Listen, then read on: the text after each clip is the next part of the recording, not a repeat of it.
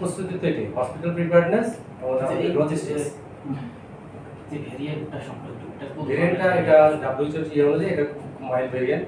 হ্যাঁ, কিন্তু যারা যাদের বয়স বেশি এবং যাদের কোমরবিডিটি আছে এবং যারা রোগ প্রতিরোধ ক্ষমতা কম, তাদের জন্য হয়তো সিরিয়াস হতে পারে, সিভিয়ার ডিজিজ হতে পারে। তাছাড়া এটা মানে মাইল্ড ভেরিয়েন্ট। এবারে ভেরিয়েন্টে কি কি লক্ষণ হতে পারে বলে মনে করেন? এদিক থেকে বলেন সব সবগুলো ছেলে টাকায় বলে।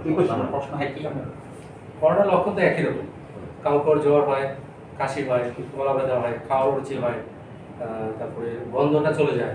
হ্যাঁ, তারপরে স্টেজে কাশি শ্বাসকষ্ট শুরু হয়। হ্যাঁ, আরও বেশি হলে হাঁটতে পারে না, শ্বাসকষ্ট গ্রেজুয়ালি হয়। তো সবাই সব সিমটম হবে এরকম কোনো কথা নেই। হ্যাঁ, কেউ কেউ শুধু স্মেলই পায় না, বলে যে আমার তো জ্বর টর কিছু ছিল না, স্মেল পায়নি, টেস্ট করে দেখা যায় পজিটিভ, কোনো সিমটম নাই, ভালো হয়েছে। আবার কাউ শুরু হয় শ্বাসকষ্ট দিয়ে, কাজে এটা ভেরিয়েবল। একটু সচেতনতার জন্য আপনাদের পক্ষ থেকে বার্তা দিচ্ছি।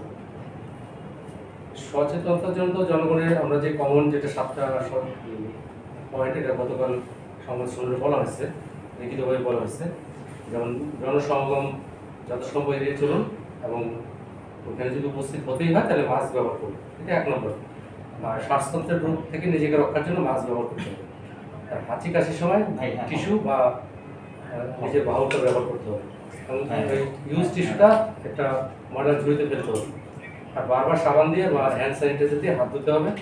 আর অপরিষ্কার হাতে নাক, মুখ, চোখ স্পর্শ করা যাবে না। আর আক্রান্ত ব্যক্তির থেকে একটু ডিস্টেন্স রাখতে হবে, এবং আক্রান্ত ব্যক্তির সাথে ব্যক্তিকে আইসোলেট করে রাখতে হবে। যদি খারাপ হয় হসপিটালে যোগাযোগ করতে হবে।